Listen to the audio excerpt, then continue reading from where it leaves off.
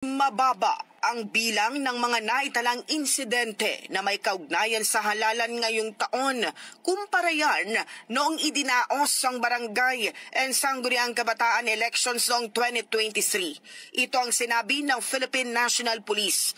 Ayon kay PNP Public Information Office Chief Colonel Randolph Tuanyo, mas mababa ang naitalang 46 validated election-related incidents sa katatapos na midterm elections sa 105 na mga insidente noong BSKE. Katumbas ito ng pagbaba na 56.19%.